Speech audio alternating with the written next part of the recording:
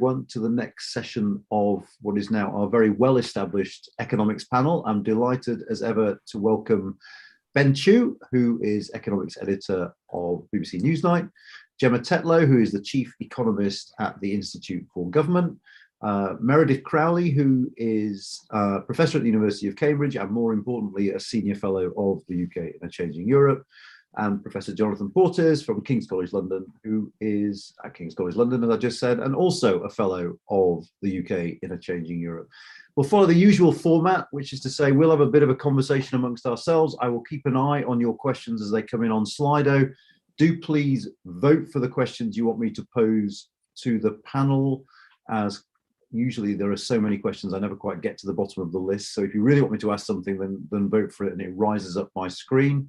Well, let's set off with a starter for 10. If we go in the order in which I introduced you, which is, what do you make of the budget and what does it mean for the British economy going forward? A nice simple one there for you, Ben. Thanks, Anand. Well, I thought it was a revealing budget. I thought it was revealing politically and revealing economically, and quite surprising in some ways as well. I mean, when I talk about politically revealing, I think obviously the big economic story is that Rishi Sunak got quite a big windfall in from the Office for Budget Responsibility and the amount of additional money he would have to spend. And what was revealing is what he did with that. He didn't bank it all in the form of lower borrowing than otherwise, giving himself more headroom against his fiscal rules. He didn't reverse some of the quite large tax cuts that he's implementing on corporation tax and national insurance, which are revealed earlier this year. Instead, he spent quite a lot of it, I think around half, on increasing public spending. In fact, reversing the cuts to departments' budgets that he'd relative to pre-pandemic that he'd penciled in earlier. And that sort of shows you that when it comes to the crunch, actually the pressure to increase public spending was felt, and he didn't fight against that. Well, he might have fought against it in private, but he basically lost that fight. So that showed you something about this government, about what its priorities are, and what it will do when it really comes down to it. And it was just felt, I think, that it was the priority was increasing public spending. I think a lot of people were not expecting that.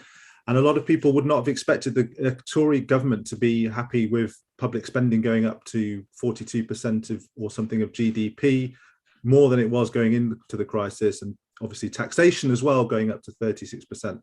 Basically a party leadership which is comfortable with a larger state. And obviously a lot of Conservative MPs are not happy with that if you speak to them. But that's the way the leadership has decided to use the public finances. So that's on the political side. On the economic side, I think it was revealing because it basically gave the lie to a lot of the rhetoric that's been coming from the government about how we were on an age of optimism. I mean, if you look at entering a new age of optimism and rising living standards, etc. If you look, they were a pretty dire set of forecasts in terms of economic growth, pretty sluggish, certainly on personal household incomes and wages being crushed down by the spike in inflation. So they were pretty downbeat. So I think it revealed a lot about the economy, and it wasn't a pretty picture, and it revealed quite a lot about the government's priorities as well. So I'll leave it there for now. Brilliant, thank you. Gemma. Thank you. I think Ben's done a very good job of setting out the sort of big headlines. I agree with him that it was quite revealing that Rishi Sunak chose to spend the windfall that he was handed rather than cutting taxes. It's almost exactly the opposite George Osborne behaved when he was Chancellor. When George Osborne was given bad economic forecasts, he tended to hold down spending, and then when he was given good ones, he tended to cut taxes. It seems Rishi Sunak does exactly the opposite. So handed bad forecasts, he puts up taxes, and handed good ones, so far he now seems to be raising spending. Just a couple of other points that build on where Ben left off. I think there was a bit of a mismatch between the budget rhetoric and the reality of some of the forecasts and policies that went alongside them. There was certainly a lot of talk in the speech about the economy rebounding strongly, sort of age of optimism. It's true that the forecasts are sort of for quite strong growth this year and next year, but then beyond that, we're going back to the sort of fairly sluggish 1.5% real terms growth in the medium term, which is going to mean we're going to have slow growth in tax revenues, slow growth in household incomes. It's not going to feel like a real age of rising prosperity for people, and it's going to mean continuing difficult choices about how do we finance public services, and do people really feel like they are getting better generation on generation in their living standards. In terms of the sort of short-term outlook for people's household finances, I think the forecasts look quite difficult. The OPR's forecast for wages show that they are barely going to keep pace with inflation for the next couple of years. And that, coupled with the tax rises that were already announced before this budget, means that many people will actually see their real incomes falling rather than rising over the next few years. And despite sort of talk in the budget speech about help for household incomes, there wasn't actually a lot of action in the budget. There was an increase in the national living wage, and there were some changes to the taper for universal credit. The latter is a perfectly sensible policy, but it's not going to do a huge amount to help most people's incomes. So I'll leave it there.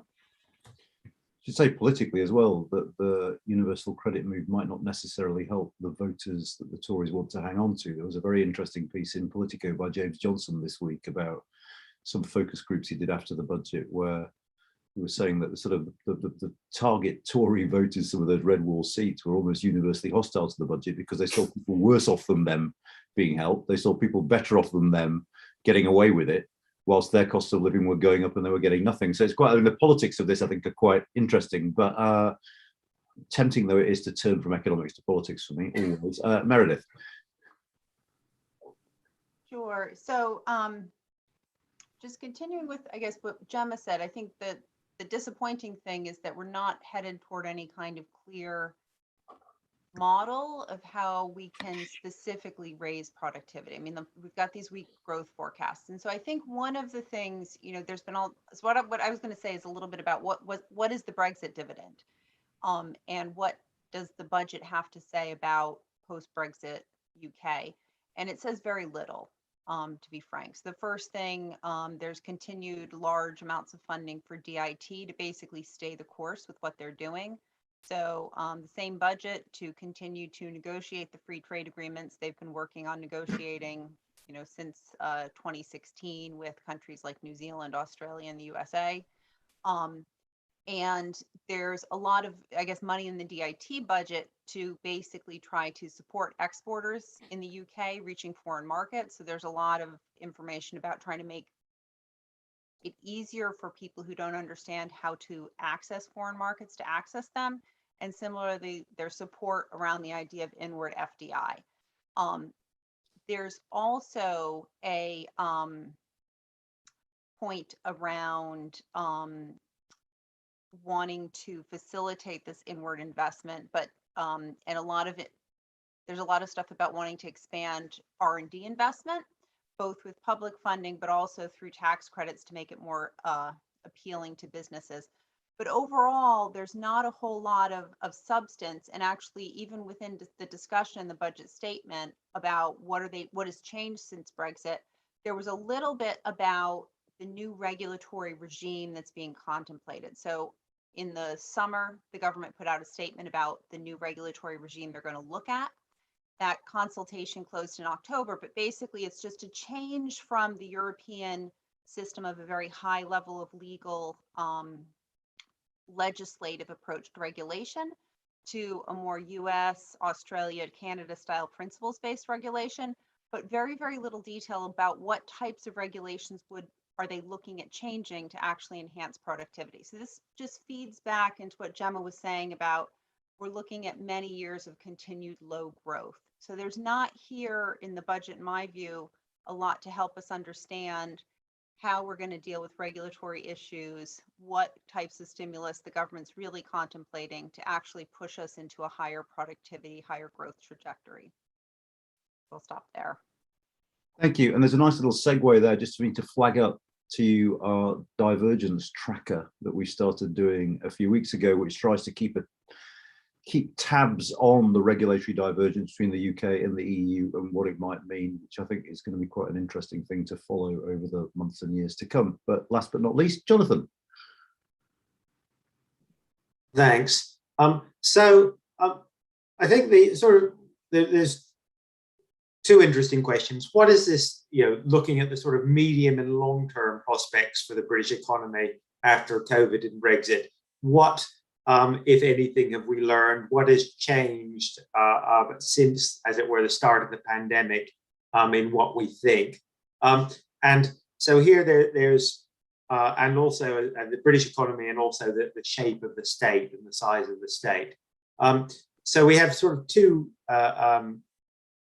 developments here. We have what the OBR is telling us about how the economy has been affected by Brexit and COVID. And here the message is pretty clear.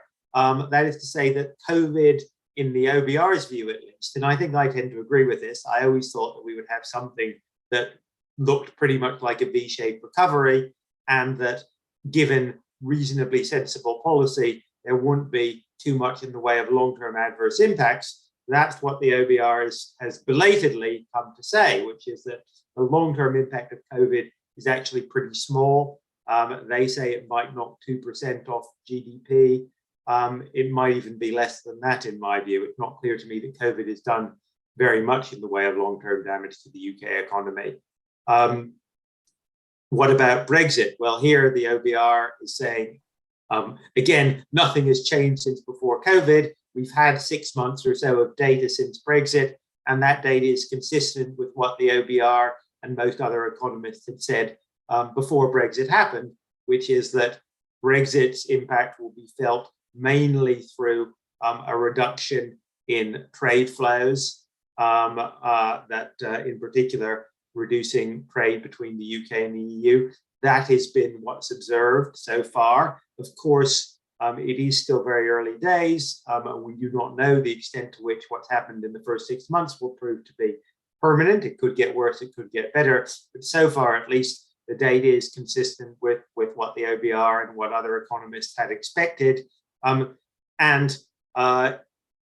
fact, the only piece of news here, I think, really is that far from being compensated by higher trade growth with the rest of the world, what we've seen so far is actually lower trade growth with the rest of the world. And we don't really know what that is and whether it relates to Brexit. It's not a COVID specific impact because this is our trade relative to that of, for example, EU countries exporting to the rest of the world. Why are we doing so badly? Is it Brexit? Is it something else? We don't know, but it is UK specific and we don't know whether it's permanent or temporary, but it's certainly not good news.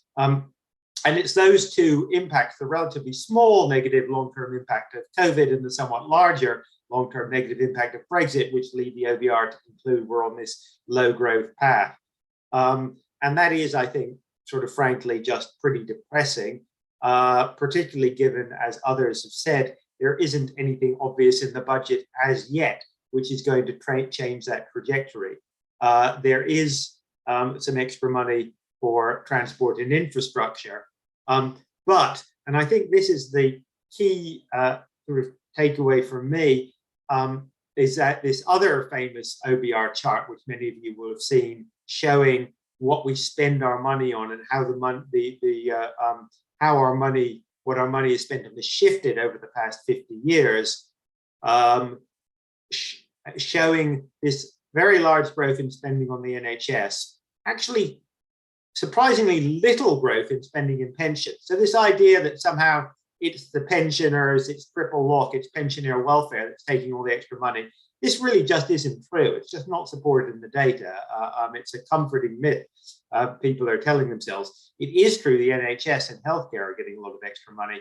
On the other side, as others have said, the Chancellor did spend, as it were, a significant, has increased spending. Where that increased spending has conspicuously not gone, however, is on education and skills. And it is really, we don't know exactly what the magic ingredients are to boosting long-term productivity and growth. But I think you would find it hard to find any economist anywhere on the political spectrum who didn't think that education, skills, and human capital was going to be a large part of that mixture, which leads you to higher long-term productivity growth. And the fact that the government at the moment simply doesn't seem to be interested in that at all, I think is not a good sign. More buses, more motorways, more trains are undoubtedly, in places which lack them at the moment, are probably going to be good for productivity and growth. But without a strategy on education, skills, and human capital, it just isn't going to work. So I'll end on that.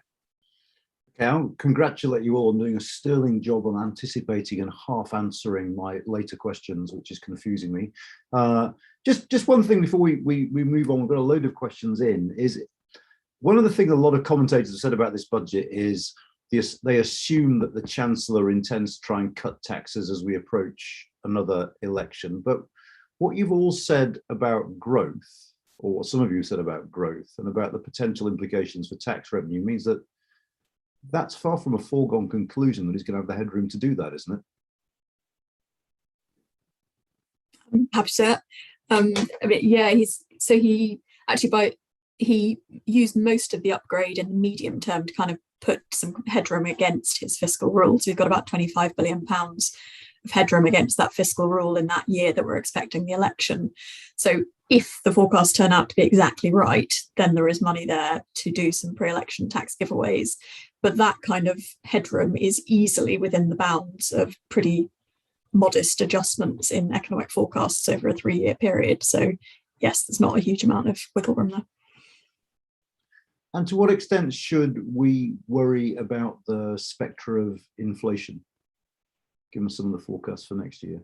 And what impact might this have on economic performance if inflation does start to rise 4 or 5%? Well, there's an interesting section in the Office for Budget Responsibilities document on this, where they interestingly expose the idea. Well, they push against the idea that inflation is necessarily bad for the public finances. They point out that if you have a wage-driven inflation in the UK, then actually quite good for the public finances, because it brings in more tax revenues over the medium term because of fiscal drag and because people consume more and they get more in VAT.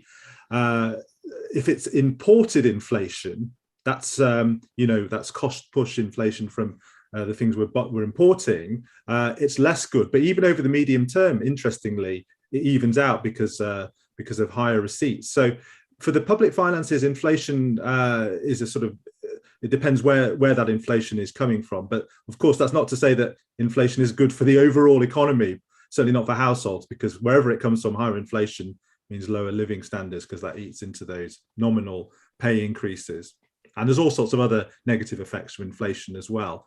But obviously, whether the big debate, and we're going to see what the Bank of England does tomorrow on this, is to what extent it's persistent or not. It's obviously going up quite sharply. Is it feeding into inflationary expectations? That's the key things that the Bank of England wants to stop happening, because that's what would make it very damaging over the medium term. If anyone else want to come in? Gemma? Just to add a small point to what Ben was saying there about the impact in this forecast of inflation on the public finances, the slightly odd thing was that actually part of the big increase in tax revenues in this budget was driven by inflation rather than real growth being any better. And that's partly because the government had pre-announced that a lot of tax thresholds, particularly income tax thresholds, were going to be frozen in cash terms. So more of our incomes is going to be dragged into those higher rates of tax.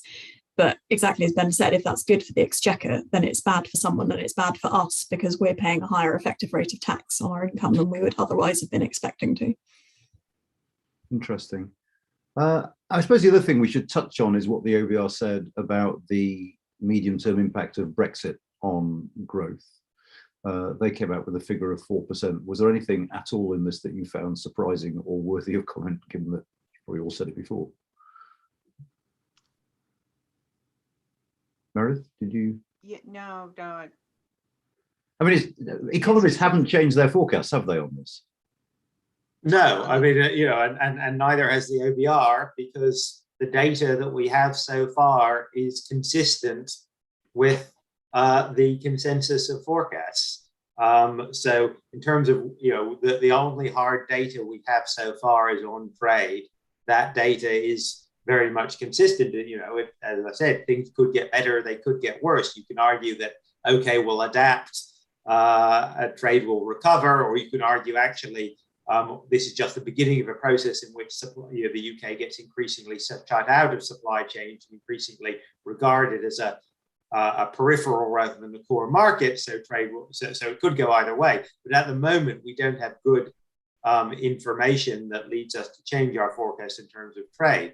The other thing, the OBR, that stuff that's consistent with the data. I think the other thing that probably is new in a negative sense, as it were, dogs that didn't bark, is that the OBR has always said, well, of course, there are potentially benefits of Brexit because government could choose to do new, different things outside that will lead to higher growth. But until those things come along and we can see them and quantify them, we're not going to score them. And so what the OBR has said is, well, okay, what has the government done new and different as a consequence of Brexit, and what is it planning to do? Answer, free ports. Does that lead to a meaningful increase in growth? No, we think, and I think they reference our report here, we think that free ports will just displace a bit of economic activity from one part of the country to another, and will cost some money in tax revenues. But other than that, they won't have much economic impact. So we're going to ignore that from a macro perspective. And we don't see any evidence that there's anything else much happening with the consequence of Brexit that will lead to increases in growth. So it's not that they've changed their view, it's that they're waiting for the government to come along and say, here are our new wonderful post-Brexit growth enhancing initiatives, and so far these don't appear to have materialized. I was just going to add one more thing, sort of following up on what Jonathan was saying about trade, and then following up on what Ben was saying about inflation, right? So Ben was pointing to, there's two potential big sources of inflation. One is potentially this is coming driven by wages and demand for higher wages. The other one is we're importing it from abroad. The big fall in the pound was at the start of this whole Brexit process. And so my sense is that a lot of that sort of exchange rate driven movement of increases in import prices hit us in the first 18 months after the referendum.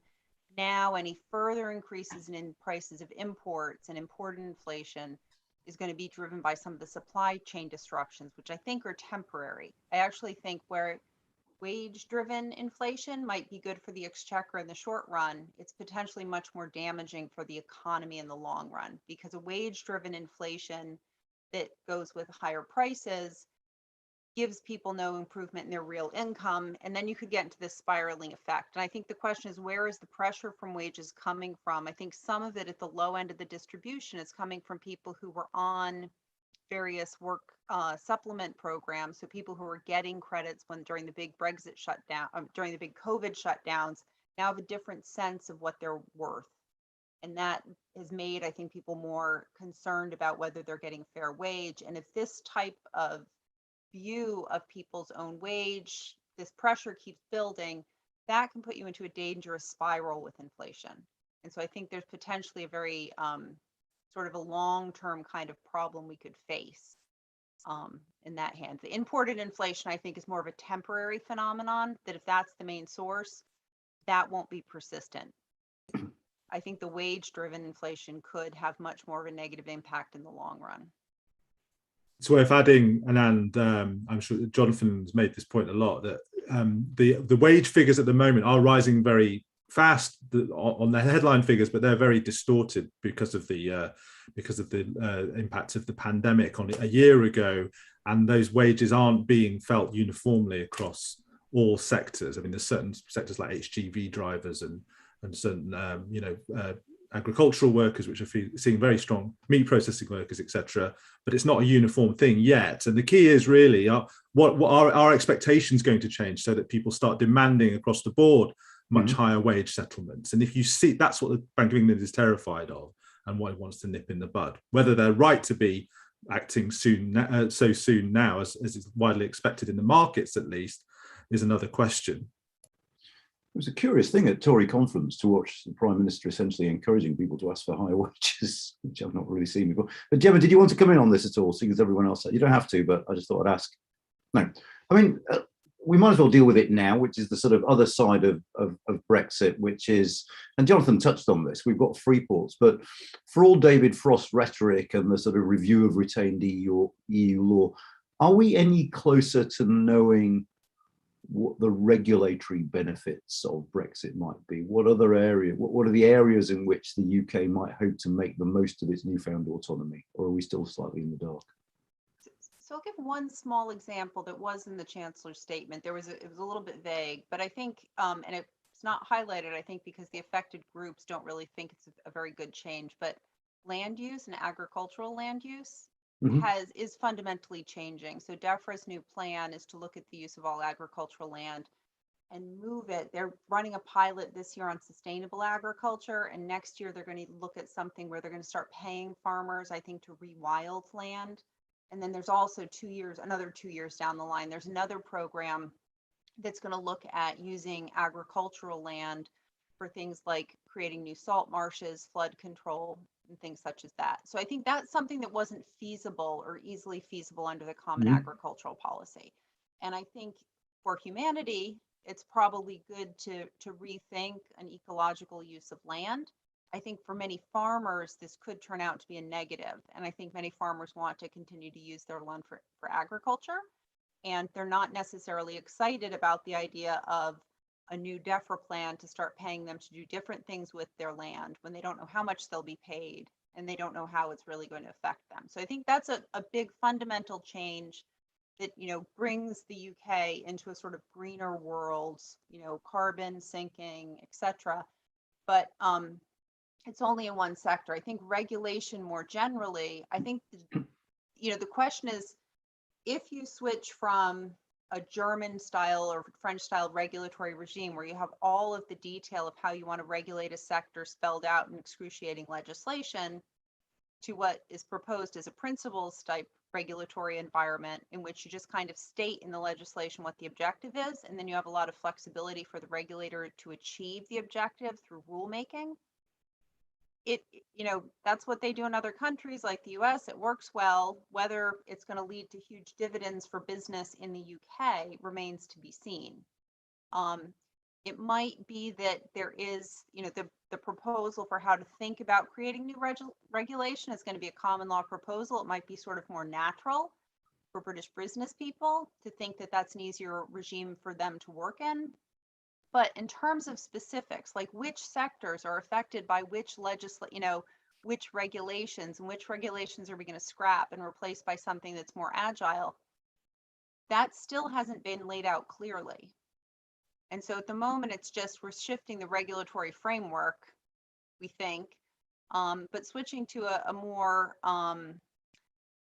in a sense, there's something a little strange. We're giving more power to the civil servants, essentially, taking some of the control away from directly the parliament, which will just state the principle or objective of regulation, and then give the details for how you implement it to civil servants. So, there's a question of how much do business people think that that's going to better meet their needs.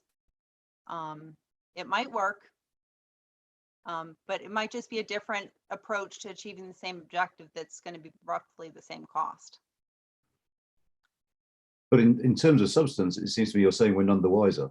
We're none the wiser. All we've got is a more clear statement of we're moving away from a sort of European style Napoleonic code, lay out every single decision and the length of this pipe and this effluent discharge in legislation, and move that to we want cleaner water. We're going to achieve it in big goals, and we're going to leave the regulators the discretion to make the changes more quickly. And also, there is something to be said for maybe when you have a rulemaking based approach where regulators have a lot of power, you might be able to turn more quickly, and you might be able to create bespoke rules for particular, factories and particular locations that achieve an objective, but do it in a more sensible way. But you still, if you look at a country like the US that has this style approach, you still have lots and lots of places where business people feel they're hitting their heads against a wall of trying to get faster, more agile, rulemaking. The other thing is, if you make the law more principles based with setting a big objective, you also create the possibility of much more time spent by businesses in litigating with the government over what these regulations are. So before the frustration maybe under the EU was you were fighting with European bureaucrats and you were fighting European legislation. It could just be you move to a new regime, and as an individual firm, you are fighting the regulator. So the regulator makes a rule, and then you go litigate it and say, this isn't what the legislation says. I don't want to do what the regulator tells me. So there's other ways in which you can introduce cost and slowness into the system. And it's worth adding that when you get divergence that affects traders, even if it's divergence because the EU has shifted and we haven't, that imposes costs because they're immediately confronted with two different sets of regulations to comply with. So even inactivity can lead to costs if the EU is moving with its regulatory thing. But one question for all of you, which I haven't heard discussed, I discussed it in passing with Jonathan in the office the other day, but Jonathan mentioned that there was very precious little about productivity in the budget. Isn't it the case that economists think that if we're cutting trade, we're having a negative impact on productivity? We're making trade harder with our nearest trading partner. Doesn't that have implications? And can you explain why? So if it's more costly to trade with Germany and France, the price of inputs we import from Germany and France is going to go up. And that would cut into the revenue of a firm, not necessarily into the productivity. The productivity is sort of the special effect a firm has after you account for the costs of all of those inputs. So certainly you're throwing away resources on things like, time spent fighting with border control. So it makes the system less efficient in a sense because you're paying too much for the same inputs you could obtain cheaply and easily before. So that's the cost. That's still there. It's baked in the cake. The only hope against that is that, the DIT has a lot of money to start to try to simplify the border management and to have a one-stop trading window. So yeah, we saw in Costa Rica, there's been studies of Costa Rica creating a one-shop trading window when you used to have to get 7 different permits to send something outside the country. They moved it to one, made them trade a whole lot more.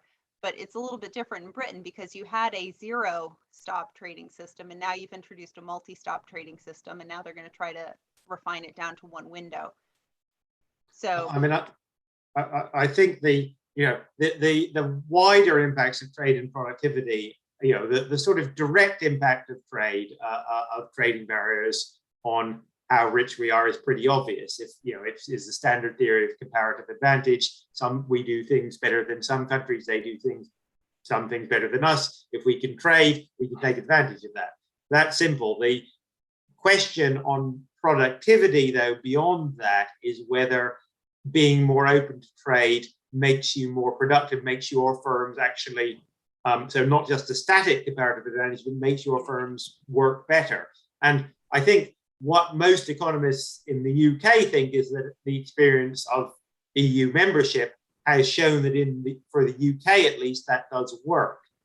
So our car industry became considerably more efficient when it was exposed to European competition.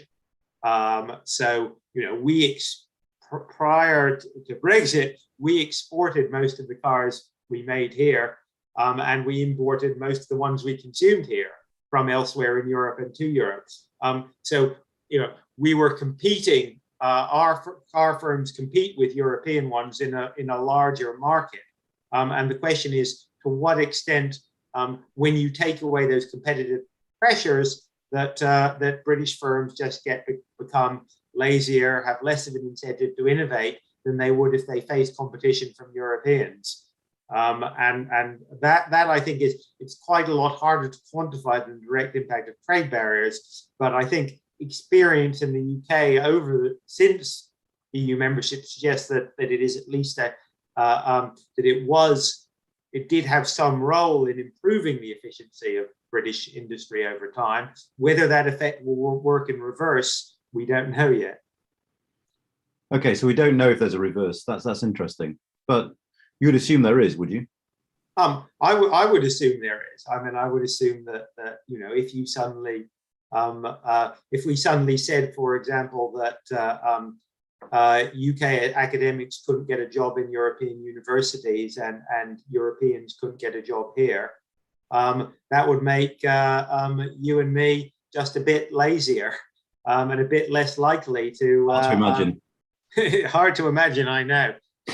But it would just be a bit easier for us to think, well, actually, nobody else is, the next job, I'm only going to have to beat out 1 or 2 people, not 10 or 11. Yeah, the market size that you have available for your merchandise is directly impacts how much you're willing to invest, right? So as Jonathan's saying, where are you going to build your next electric car factory? Do you want to build it in England, or do you want to build it, in Munich? And the question, typically these large, enormous investments require a certain minimum market size that you can easily access. And so as you shrink the size of the market immediately available to British businesses from 400 million, to like 70, 80 million, you're going to have an immediate impact on how much you're willing to undertake these huge investments. And I think the government in the budget is trying to offset that by saying, oh, we'll give you a little bit of a tax break on R&D, but the market size effect sort of dominates your investment decisions. And so, it's a flip side. It's another aspect of what Jonathan's describing with the competitive pressures. If you don't have the market there, you can't really invest as much and can't innovate as much because the returns for that investment won't be as high. Gemma or Ben, do you want to come in on this? Just to say, it's probably worth putting this projected productivity losses from Brexit in the context of the catastrophic productivity losses since the financial crisis, is the point the OBR's made. If we'd carried on growing productivity at the pre-financial crisis rate, we'd be, I think it was like 15 to 30% higher, depending on how you calculate the trend. So Brexit is smaller than that, and we don't really know the reasons for that massive drop-off in productivity still. After 2008, so Brexit makes it harder, but there was still a big underlying problem, and that really underlines why we needed a really strong pro-productivity plan in this budget, which, as Meredith was saying, a lot of people felt really wasn't there.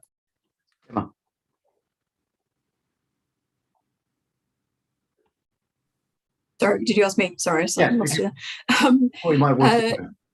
Only one small thing to say is that when the OBR sort of estimated what they thought the impact of Brexit was likely to be, they actually assumed there wouldn't be any of the sort of dynamic impact on productivity growth that Jonathan was talking about from the long run competitive pressures.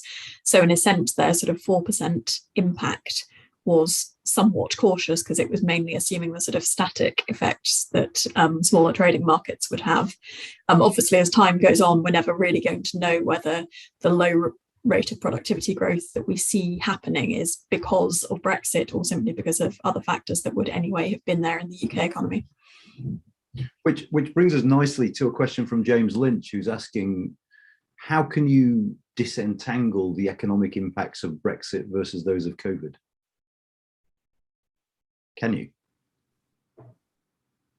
I think it's pretty hard. I guess there are some ways in which it is possible to try and get a handle on it because COVID has affected all of the world and Brexit has mostly affected us. So there is an extent to which you can look at how trade flows for the UK have changed differently from other countries, which is the sort of thing that Jonathan and Meredith were talking about before, and the extent to which we seem to have had a bigger drop-off in trade flows, particularly with the EU, sort of suggests that there is something going on with Brexit as well as with COVID there.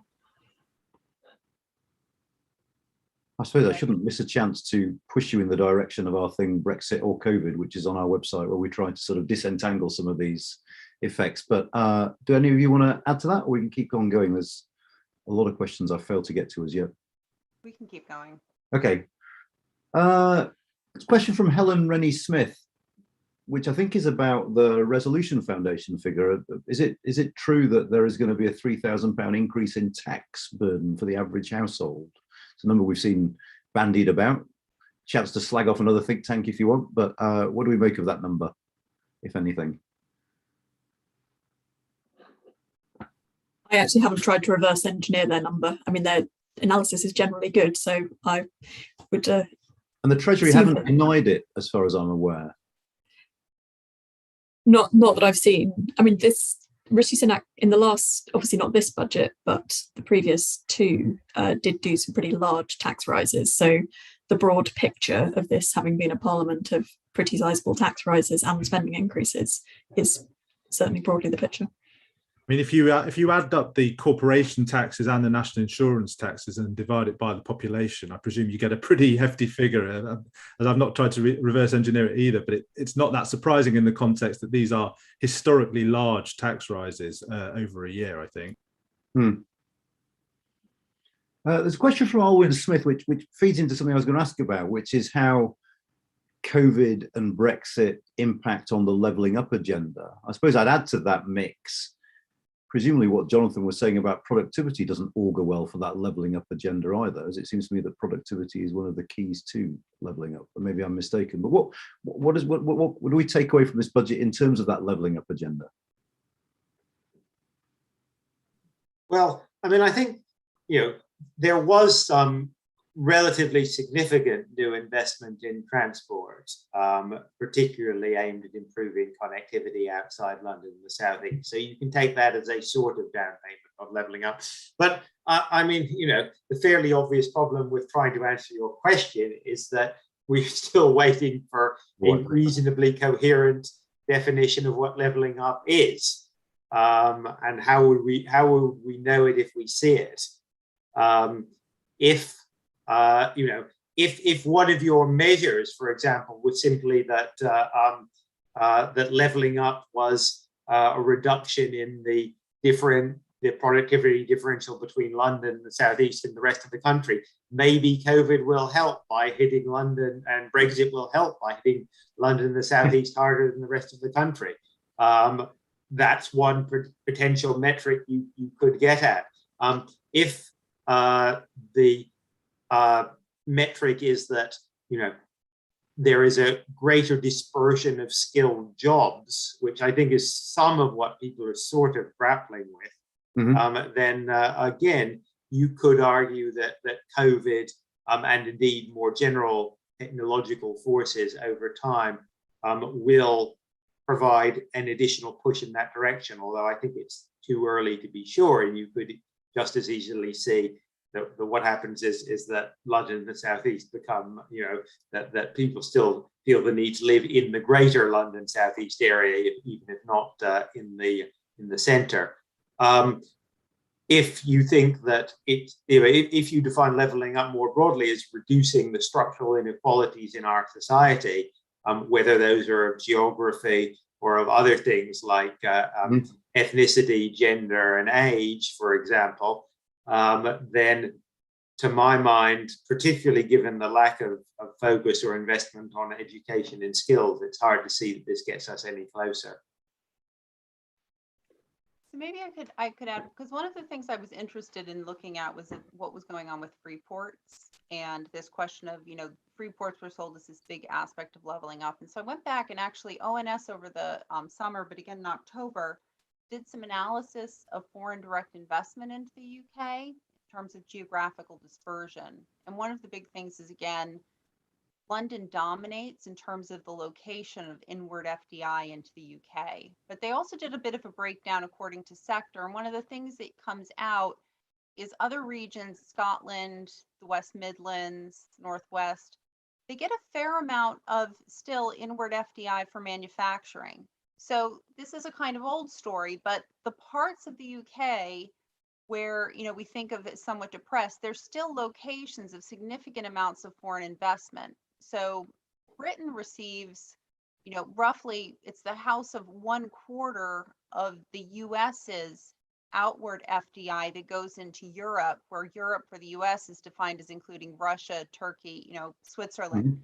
So, it's a huge destination. And, while a lot of this is going to London for financial services, it's still the case that, the amount of foreign FDI that's US controlled, that's housed in the UK, it's risen much more, since 2017 than it did for Germany or France. So there's a lot that the US, when you look at the FDI numbers, there's a lot of US FDI that goes to, say, the Netherlands and to Ireland, and that's because they're tax havens rather than for, actual investment. But it's still the case that, there's the flows are coming. And so the question is sort of, what are these kind of small initiatives like Freeport's going to do to change these massive flows? I think at the margin, they're not going to do a whole heck of a lot. And so there's a question of, if you look at where the money is going, it's already coming into the north of England. It's already coming into the West Midlands and has been for decades.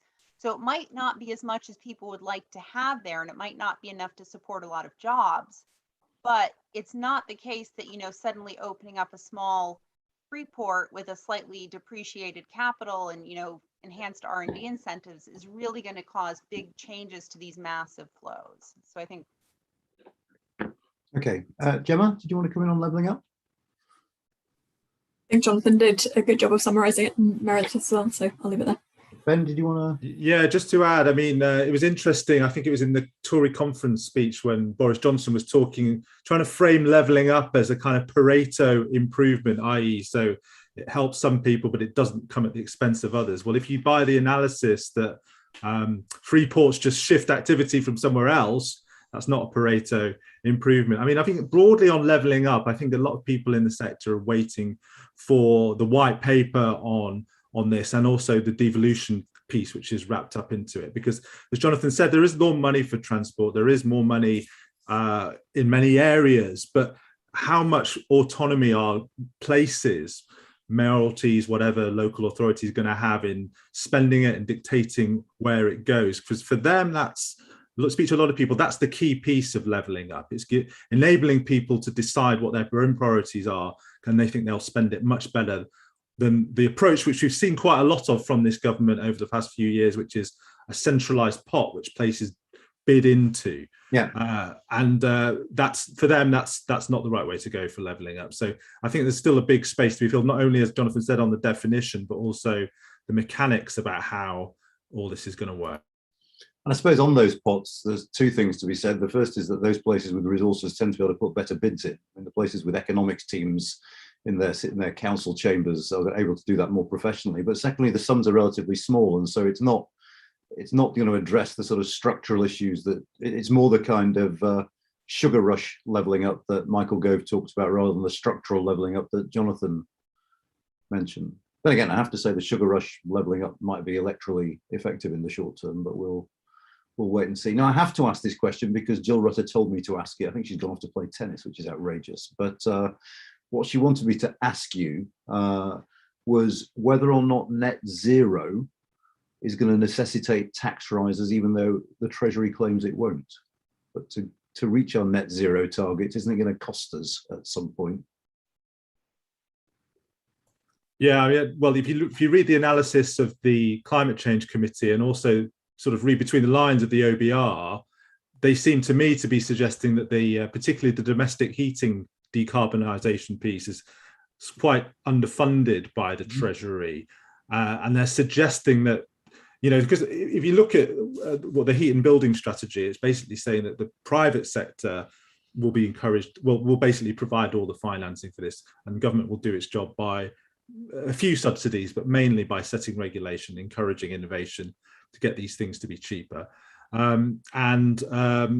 If you read the Climate Change Committee's response to that, and also what the OBR was saying in response to the budget, they were saying perhaps that might not work. And if they want to meet this very, very ambitious target of 600,000 new heat pumps being installed a year by 2028, both those bodies suggesting they might need more public money in the mix. And also, interestingly, the Climate Change Committee was saying that they disagreed with the analysis of the Treasury that this should all be funded through tax. They're suggesting perhaps public borrowing should play a role in that, because the benefits will accrue to the future generations who will also be paying for the bill. So, I mean, you could argue that that's against the idea that we need tax rises. It could be put on the public borrowing bill, but you know, it's a really an area where there's not everyone is singing from the same hymn sheet. Put it that way. Anyone else on this? We're confident we can get away without tax rises to fund our net zero ambitions? Well, sorry. Gemma, go ahead. Gemma, you go ahead. Okay.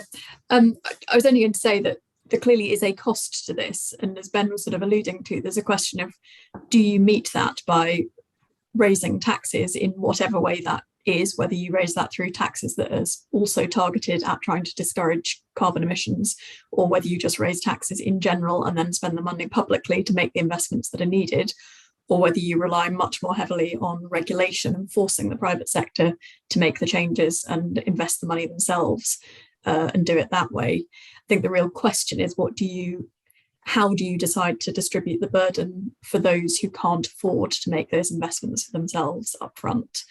Because a lot of these changes have the kind of characteristic of costing money up front, but then saving money in the longer term from being more efficient. So how do you redistribute that burden? In the past, we've sort of done it through putting charges on electricity bills and then exempting lower income households from those.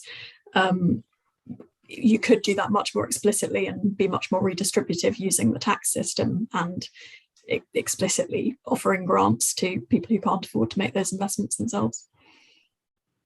Jonathan, did you want to? Gemma's pretty much said what I was going to say, which is that the interesting question here isn't really do taxes have to go up? It's how do you allocate the distribution of what will inevitably be very significant, large, and politically massive distributional consequences? Who gains, who loses, who pays? And those are political choices. Excellent. There you go, Jill. Rubbish question. We've got a question here from Vicky Calais, which is quite, it's a bit of an unfair question to ask you. It's quite an interesting one, should any of you have the answer, which is, where does the UK state rank now in size compared to other European states in terms of levels of public spending, say, or levels of taxation? Does anyone happen to have looked at the comparative data? No, Jonathan and I wrote a piece about this about 3 years ago, didn't we? About how the state looks quite European. Yes, I mean, we spend, France is up there at the top, but I don't think our spending to GDP ratio is that different from, say, Italy. We have a recognizably European state. There's no doubt about that. We spend quite a bit of money on pensions and quite a bit of money on health, and we finance that through taxation. So we look different from, say, the US, where the private spending on healthcare is much higher. We look different from some countries in East Asia, which have considerably lower levels of public spending, and we're not up at the very top levels of public spending, although we're creeping up the table a bit. So yes, I think we are recognizably European. I don't think you would say that we are we have a dramatically different model of the sort of social market economy stroke welfare state to other large countries in Europe. Meredith, would you have gone along with that when you used to view the UK from Washington, that it's a recognizably European state, economically speaking? That the UK, well, it is. I mean, compared to the US, in the sense, I think the big spending component is healthcare, right? And that here there's this social safety net, and a huge, 7% of GDP, something like that, is spent on healthcare in the UK, and that's a public sector. In the US, we spend 17% of GDP on healthcare, and it's in the private sector. So having a large state is not necessarily a bad thing for some of these public spending elements. You can actually get worse outcomes by spending more money if you put things in the private sector. As we see, we get basically the same health outcomes in the United States as we get in Britain, but we spend a whole lot more money on it. Okay. And there is a degree of sort of parochialism about this debate, which I think the question is rightly getting to, which is that you often hear that we will never be able to raise more than 36% of GDP in taxation because it's never been that high, in all the years after the war, and you had Nick Macpherson, former Permanent Secretary of the Treasury, on Twitter saying he's betting that it will never get to this height, or at least it won't stay there if it will. But as Jonathan said, if you look actually at the numbers, many European countries, successful economies, raise considerably more than us, considerably more than 36% in tax, perfectly without massive, it's accepted, and they've been doing it for a long time. So if you take the view that we're not perhaps that exceptional, especially now that aging pressures are putting pressure for a larger health service and etc., then I think that is the right context to look at it, rather than perhaps the last 40 years of UK history. Okay, interesting. Only small point to add to that. I mean, if you look at other European countries that raise more in taxes than we do, they tend to raise more from middle income people. It's not that they raise a lot more from high income people. So I guess we have slightly shifted in that direction this year with the health and social care levy, which was going across everyone's income. So of public spending, then the lesson of other countries is that sort of everyone has to pay more. You can't rely on just getting that from the very rich and the very wealthy. I have to say, way back in the mid-1990s, when I got my first ever salary slip in France, I went stomping off to the administration office telling them they'd made a mistake, and they hadn't. But anyway, there's a question here which I think is, well, it's for you, Jonathan, I suppose. Looking back with the benefit of hindsight, have the panel members changed their views on the impact of EU migration on wages in the UK? And is there a sector specificity to this, is the second part? I mean, I think the short answer is not yet. The evidence before the referendum was that the impact of EU migration on wages was pretty minimal, direct impact at least, leaving aside indirect impacts via productivity and so on over the longer term. The direct impact was pretty small overall, but that in low skilled sectors, it might be, there might be some negative impacts, but even in specific sectors, those negative impacts would be quite small. And I think, so far, what have we seen? Well, you read a lot of headlines and press releases from recruitment agencies and so on.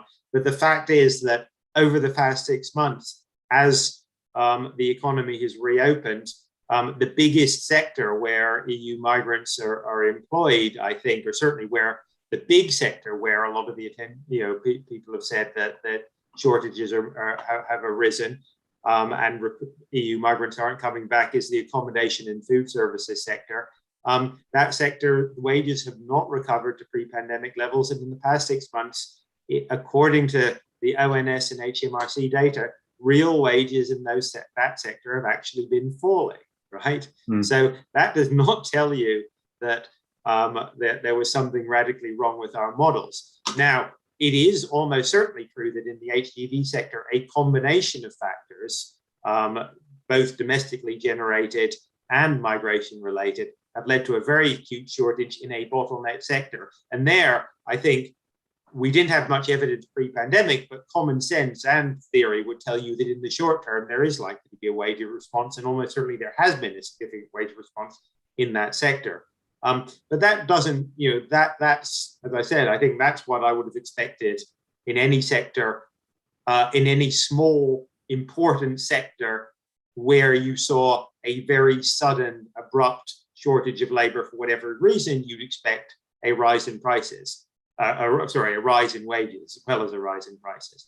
And that is indeed what happened. We don't know how long it will last. We don't know how long the shortage will last. And we don't know how long the wage impacts will last. But in terms of the sort of what the economic evidence said about the overall impact on wages and the impact in large sectors, so far, I think the data is consistent with what we would have predicted. So, that could change. It may be that over the next 2 or 3 years, we will see significant sustained wage rises in, say, the restaurant and food services sector. But so far, we haven't. Okay, brilliant. Thank you. There's a couple of questions on sort of UK-EU relations that I don't think normally have posed to you. It's slightly outside our remit, but I'm going to pose the first one from Nick Lowe because he's asked it about 10 times and I'm starting to feel that he wants it asked.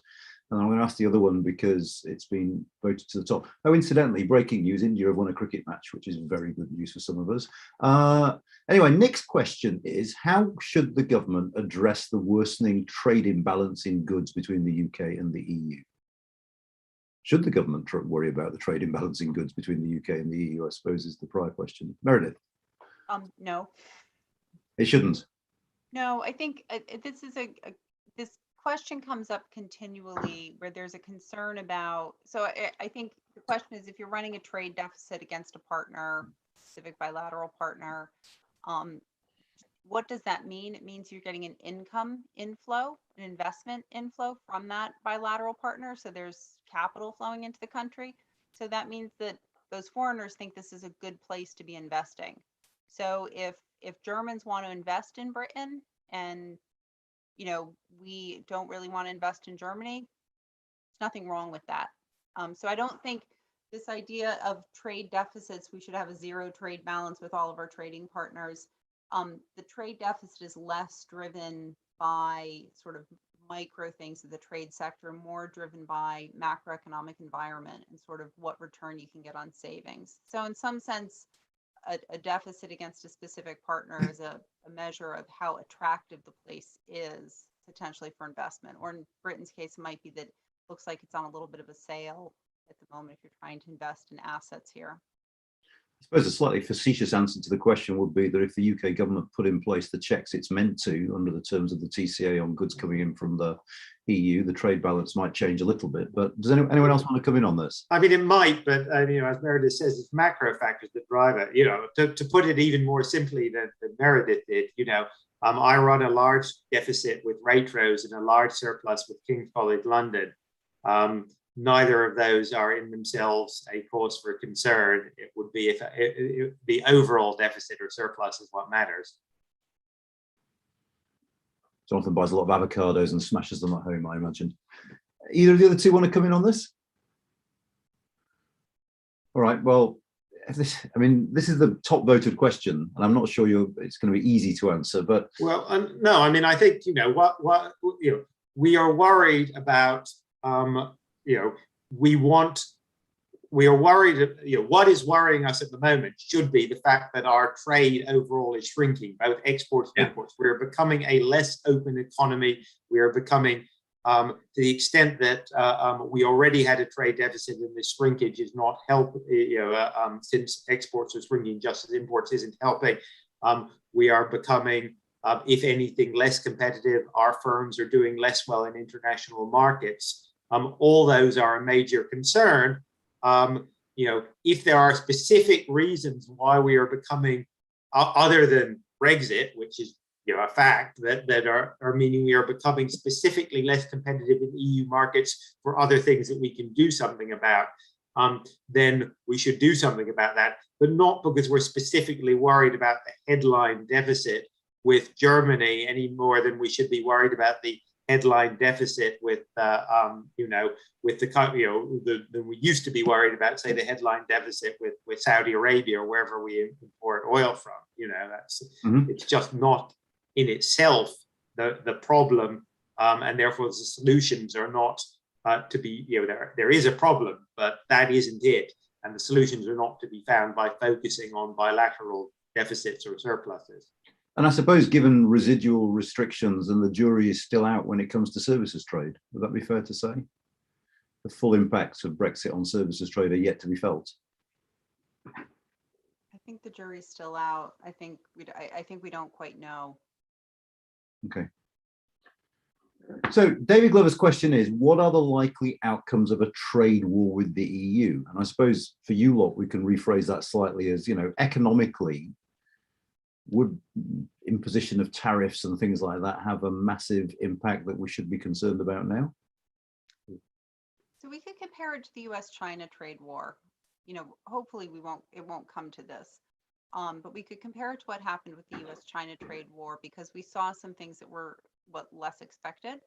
So one, the tariffs that the US imposed on Chinese goods, somewhat surprisingly to a lot of economists who study, how much of cost increases pass through into consumer prices, pretty much the whole tariff increase pass through into prices for domestic American consumers.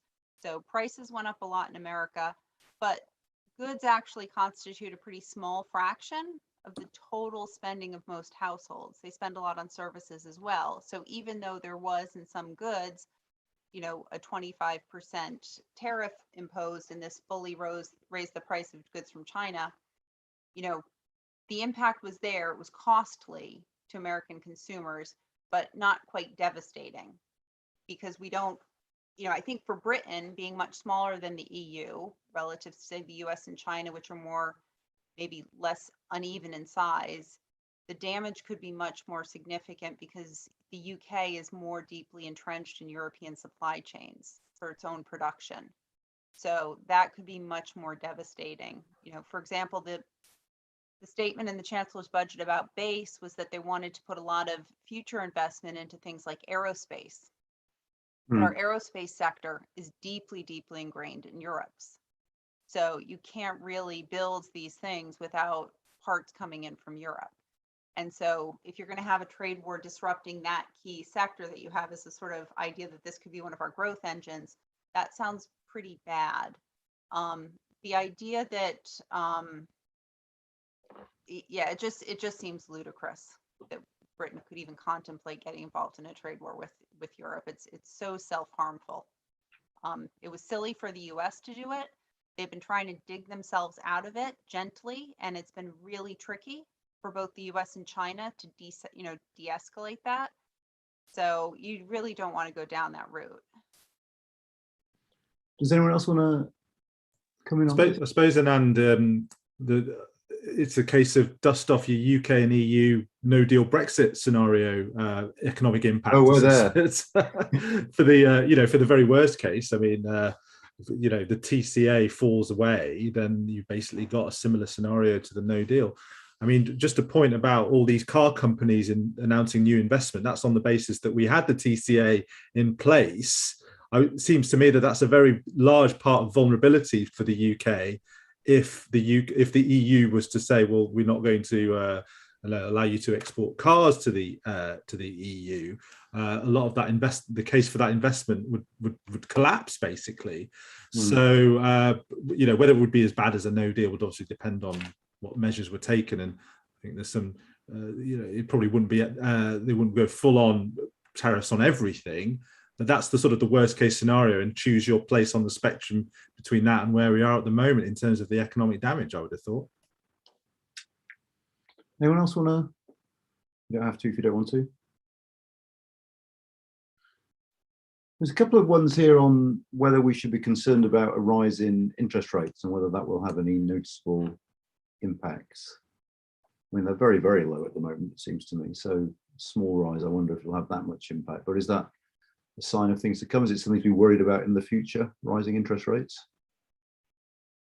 I mean, my view here is that what the Bank of England does, as you say, whether it raises it from extraordinarily, almost impossibly low to just very, very low, or even to very low, isn't going to make much difference. I think for me, what matters, is that we have seen that long-term interest rates here tend to track long-term interest rates in the US. That is to say, long-term interest rates are in some sense set at a global level, not at a UK level. And hence, if long-term interest rates go up in the US, they will go up here. And there have been occasions in the past when long-term interest rates in the US have risen quite a lot, quite sharply. If that happened here, I think the economic consequences would indeed be very significant. But it's not something that is actually very much under our control. And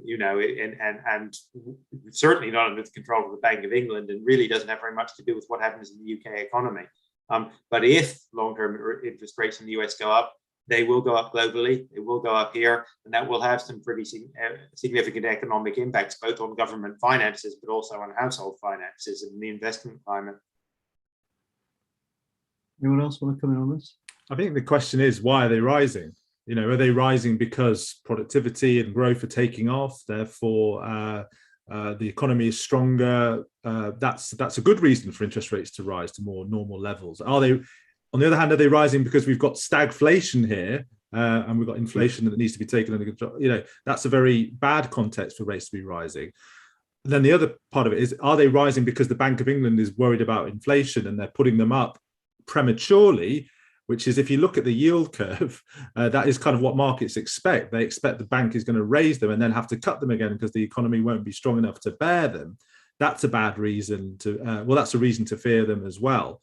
So it's this question about what's the impact of interest rates is very context specific, it seems to me. You have to specify what the circumstances are in which they're rising. Gemma, did you want to come in? You don't have to. I agree with what Jonathan and Ben said. I suppose the other point to sort of add, which Jonathan was alluding to, is that certainly with the sort of ultra low interest rates, it doesn't seem to have driven a big increase in investment, which would be the sort of classic economist textbook argument for why low interest rates are good, because it encourages you to invest now. It mostly seems to have driven a large part of the impact seems to have been an increase in asset prices rather than driving up investment. So to that extent, some small increases above where we are may not be too economically damaging. Someone who took possession of the keys of his first house on Black Wednesday, I get very twitchy when I hear the word interest rate rise. It's going to stay with me forever. But just to finish off then, I mean, chancellors always use fine rhetoric when they're presenting their budget, and Rishi Sunak announced that this was a budget for the post-COVID era. Was it? Is this recognisably ushering in a new era for us and a sort of post-pandemic era, or is it more short-term than that, do you think? Do you see the sort of other outlines of a sort of post-COVID economic strategy in this? Or is it a budget for 1 year like every other? I mean, we've sort of touched on this, a lot of this already, but it didn't seem to me to be the blueprint for a new era of economic growth. There wasn't a strong sense of what this government sees as being its growth strategy. Have big commitments on things like levelling up, and there were a lot of words around wanting rising living standards. There wasn't really a coherent picture for how you deliver that, either in terms of sort of regulating, incentivizing the private sector, or in terms of the actions that the government thinks it can take to I think perhaps we have a set of economic forecasts that suggest we're leaving the downturn of the pandemic behind and bouncing back into recovery. But beyond that, it didn't feel to me like a blueprint for a new post-pandemic different world. Anyone else? Well, I do suspect it will, as I said at the start, it will be remembered as the sort of the Conservative Party coming to terms with the need for a larger state. A roundabout way of going towards it. Pandemic influenced that, but I think that is the significance of it. I totally agree with Meredith and Gemma and Jonathan that there's not really much of a post-COVID, post-Brexit growth blueprint in there, but I do think it is quite significant that when the chips were down, when it came down to it, they said we'll go for a bigger state, and we won't really hold out beyond a few remarks by Rishi Sunak at the end, which was purely rhetoric, really, about wanting to cut taxes. I think if you judge them by their actions rather than their words, they do seem more comfortable with a larger state. And I think that could well be historically significant. Weren't his last words, though, sort of hinting at we're going to tolerate this for the moment at the tail end of the pandemic? I mean, isn't it we're going to tolerate a larger state for now? Wasn't there a slight smell of that? Yeah, but as I say, I think, they often say these things, and I think if you've got to judge them by their actions rather than their words, that would be the point I would make about that. Okay, brilliant. Well, assuming neither of you other two, we've reached our time now. As ever, I thought this was fascinating. So as ever, I'm going to take this opportunity to invite you back in a few months' time to do this again, because I think this is a really, really good bunch of people. And if you make economics intelligible to me, then you're doing a very, very good job indeed. Let me just finally say we've got our first Research Insights event on Friday, when we're trying to sort of get a bunch of people together to go into a bit more depth on their research than we usually do at our event. So if you'd like to find out more about EU citizens in the UK tune in. I think it's at midday on Friday, but you'll find details on our website. But for the moment, let me just thank Meredith, Ben, Gemma and Jonathan for taking the time to do this. We look forward to seeing you again soon, I hope. And for the moment, have a good evening, everyone, and take care. Goodbye.